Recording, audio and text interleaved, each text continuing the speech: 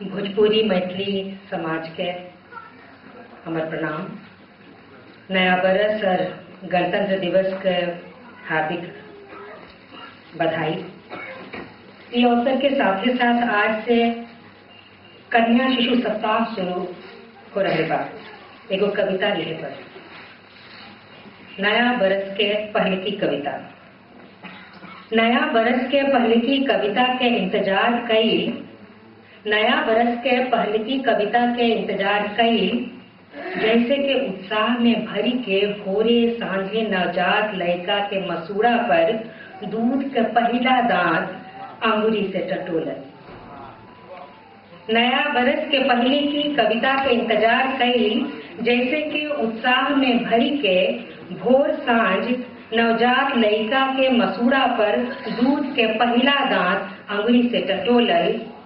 बाकी मायूस कर देलन प्रकाशक कि कविता के मांग नहीं थे आजकल। मायूस कर दिलन प्रकाशक कि कविता के मांग नहीं थे आजकल, जैसे कि डॉक्टरनी खोलेलन भेद एन तीसरे माह गर्भ में लड़की खोखला के।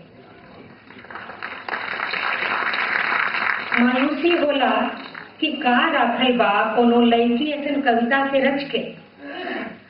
मायूसी होला कि का राखल बा कोनो लड़की ऐसन कविता के रच के, जेकर आसे न केहू के, जोन उपयोगी नहीं थे। जरा दिल जाओ जोन संपादक के रद्दी में, या कि खुदे कर बैठे आत्मदाह केहू के हवस का शिकार हो के। रचले से पहले ही थकी जाले कलम, सूखी जाले सियाही, होल जाला भ्रूण हत्या नया बरस के पहल की कविता के।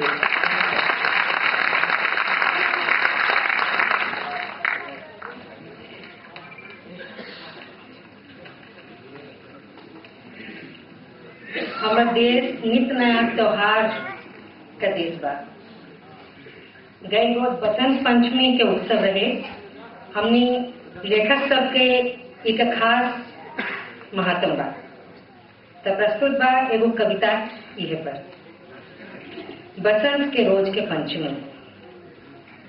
कागजी ओढ़नी पर अक्षरन के बूटी से, कागजी ओढ़नी पर अक्षरन के बूटी से कविता सुनवली, कहानी रचवली। हृदय उद्वेलित हो उठल कि बसंत पंचमी के अवसर पर काहे न हम कीन लें कुछ किताब साहित्य के, जिनके अनूठी गंध में तैरली न जाने कितनी संवेदना। मन के कोना में ठहरल ठिठकल पात्र कैद कर लेली, जिनके लोक लाज मान मर्यादा के भय से अनंत सर्गन के महाकाव्य और उपन्यास में। सोचिला कीन ली कछु ऐसने किताब बसंत पंचमी के अवसर पर। सोचिला कीन ली कुछ ऐसने किताब बसंत पंचमी के अवसर पर, वैसे ही जैसे खरीदल जाला बर्तन धनतेरस पर। सोचिला कीन ली कुछ ऐसने किताब बसंत पंचमी के अवसर पर, वैसे ही जैसे खरीदल जाला बर्तन धनतेरस पर।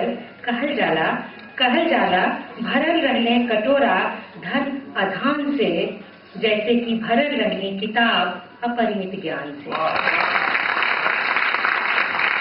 छनकाइना बटुआ खरीदिए नहीं कोनो किताब, छनकाइना बटुआ खरीदिए नहीं कोनो किताब, कि डुगडुगी बजावत आवेला एगो छोकरा, पिटारे से निकारेला एगो सांप एगो नेवला। सांप लहराला बल खाला, सांप लहराला बल खाला, नेवला बैठल है शांत। नेवला बैठल है शांत बेपरवाह ऐसे कि बस अब बे दुनन में ठनी।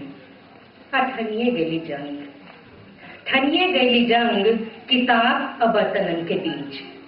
ठनिए गैली जंग किताब और बर्तनन के बीच। फड़फड़ाए लगले पन्ना, लहराए लगली अक्षरन के बूटीदार ओढ़नी, ढनमनाए लगल बर्तन कराही तवा और कलछुल।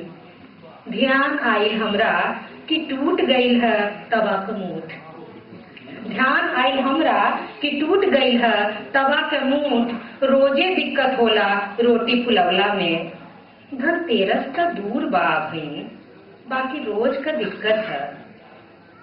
तैगो तवा ही कीन लेहली, सुरसती माई के मूर्ति के आगे धैली।